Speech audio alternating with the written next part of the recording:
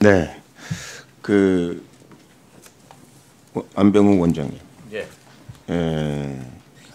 그 조선 시대나 고려 시대에요. 지금 광화문 집회나 서초동 집회 같은 그런 집회가 있었습니까? 예, 비슷한 집회들은 있었습니다. 아, 그렇습니까? 이렇게 많은 군중들이 모여서 뭐 어떤 류의 집회입니까?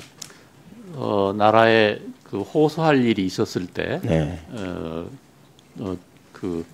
그다음에 상소문 올리고 할 때 어느 정도 규모의 사람이 모이는 모르지만 그런 집회가 더러 있었고, 네. 상소문 같은 경우에는 10,000명에 해당되는 분들이 상소를 했기 때문에 네. 동원된 숫자가 당시로서 주로 양반인가요? 양반들은 상소문을 올릴 수 있지만 일반 평민들은 상소문을 올릴 수가 없어서 임금이 행차할 때 옆에 구경 나왔다가 여러 가지 방법으로 자기 하소연 호소하는 경우들이 있습니다. 그러면 이런 형태의 그 집회가 고려 시대나 조선 시대도 있었다 이렇게 자주 있는 건 아니지만 하여간 있었다 이렇게. 고려 시대까지는 모르겠지만 조선 시대는 자주 있었다. 예, 있었습니다. 후반에 질문하겠습니다. 우리 대교 회장님께 지금 그 조국 사태를 보면서요, 그 교육적인 관점에서만 좀 보겠습니다.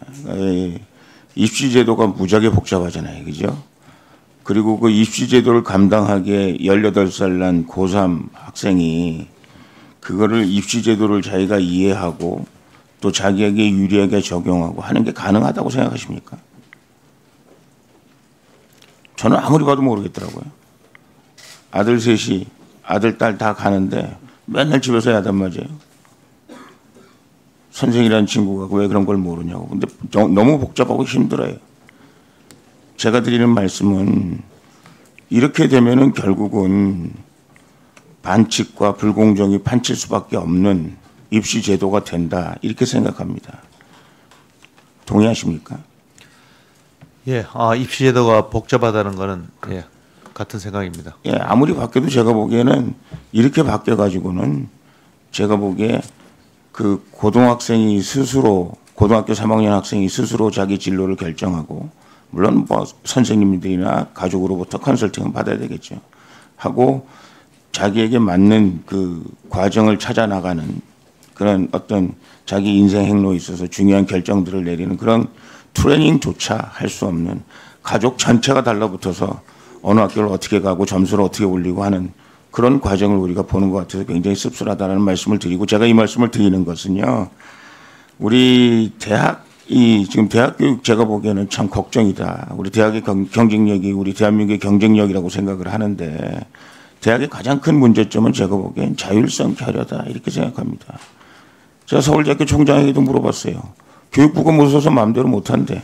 뭐 하기만 하면 무슨 제재하고 뭐하고, 본인들은 총리급이라고 그러면서 실제로 교육부 무서워서 저 뒤에 앉아 계신 감사관 무서워서 뭐 꼼짝을 못한대요. 뭐 이렇게 제재하고 저렇게 제재하고. 이제 제가 보기엔 우리 대한민국 교육이 살려면 교육회 회장님께서 그냥 가만히 계시면 안 돼요.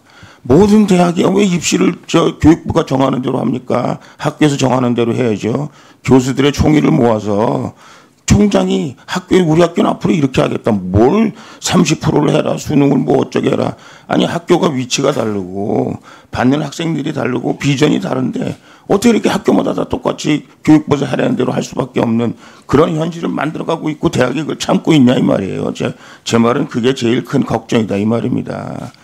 자율성 중 아니 교육부라는 거는 대한민국처럼 이렇게 비대한 교육부가 어디 있습니까? 도와주는 거 아니겠습니까? 도와주는 거 교육을.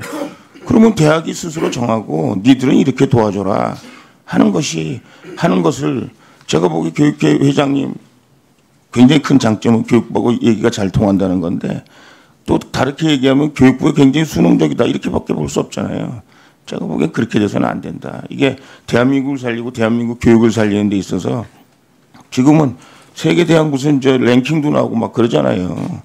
거기 보니까 대학이 얼마만큼 자율적으로 운영하고 있느냐 이게 굉장히 중요한 것이다. 저는 간곡히 부탁드립니다. 또 하나 제가 보기엔 이 대학에 있어서 가장 큰 문제점이 하나는 뭐냐면 재정이에요. 재정. 사실 뭘 하고 싶어도 사실 돈이 없어서 못 하잖아요. 아시다시피 그 대학이 지금 저 전문대학 협의회에서도 말씀을 하셨습니다만은 지금 8년 동안 와가지고 돈 좀 어떻게 좀 해달라고 재정 좀 해달라고 그러는데 완전히 제가 교육부 장관한테 얘기했습니다만 이거 완전히 버린 자식 아니에요. 관심이 없을 뿐만 아니라 그냥 가만히나 있으면 좋은데 계속해서 더 악화되는 방향으로만 가게 한다 이 말이죠. 이제는 우리 대학교육회 회장님도 마찬가지고 전문대학 교육협회 마찬가지고 교육부에서 하라는 대로 하면 안 된다. 왜? 잘 몰라요 솔직히 말해서. 그리고 그냥 말 잘 듣는 회장님, 말 잘 듣는 대학 총장 이것만 좋아하면 결국은 교육부에서 하라는 대로 물론 뭐 좋은 것도 있겠죠. 그러나 교육부에서 하라는 대로 해가지고 비전이 없습니다. 제가 보기에는. 이제는 뭔가 당당하게 입학제도부터 자유로 하세요. 대학이 하고 싶은 대로 하세요. 그 대학이 하고 싶은 대로 한다고 큰 문제 생기나요? 제가 보기엔 더 다양한 학생들을, 독창적인 학생들을 자기의 미래를 찾아가는 그 학부형이 달라들어서 뭐 조국 사태처럼 달라들어가지고 뭐 상장 만들고 뭐 만들고 하지 않아도 학교에서 뽑을 수 있는 그런 시스템이 마련되고 학생이 성공할 수 있는 그런 대학을 저는 만들 수 있다고 생각하고 그것이 대학의 경쟁력이고 결국은 그것이 대한민국의 경쟁력이다. 저는 감히 그렇게 생각합니다. 그러니까 우리 대학교육회 회장님 또 우리 전문대학교육회 회장님 제가 드린 말씀 정말 저도 교육자 한 사람으로서 피투하는 심정으로 드리는 말씀이니까 좀 강력하게 촉구를 하세요. 말하세요. 조국 사태가 얘기하고 있잖아요. 이거는 안 된다. 이런 말씀을 제가 드리고 싶습니다. 제가 저 전문대학에 근무한 경험이 있어서 전문대학에 대해서 뭐 여러 가지 얘기를 합니다만 왜 이렇게 힘든데 교육부에서 왜 이렇게 안 들어줍니까? 교육부 장관한테 제일 지금 사각지대가 이른바 전문대학인데 왜 전문대학에 대해서 이렇게 관심이 없냐 이렇게 얘기하면 왜 이렇게 안 들어주는 거예요? 관심이 없다기보다는 이제 이 일을 하려고 하면은 자리가 이제 중요합니다. 전문대학 정책 하나밖에 없습니다. 전문대학 업무를 처리하는. 그러면은 이제 고등교육 정책실이 있고 또 그 정책관이 세 분이 있지 않습니까?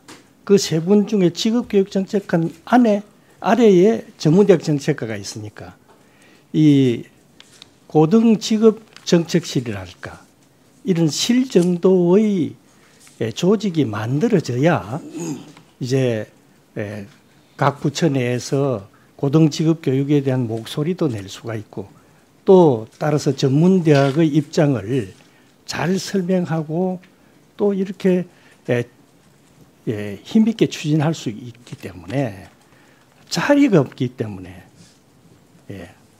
까 하나 가지고 계속 홍문종 위원님께서도 요청을 하시지만은 그런 문제를 책임지고 다부지게 해낼 수 있는 자리가 있기 때문에 이런 문제가 생긴다고 생각합니다. 보충 질의 시간에 추가로 더 답변을 좀 해주시죠. 네, 감사합니다. 네.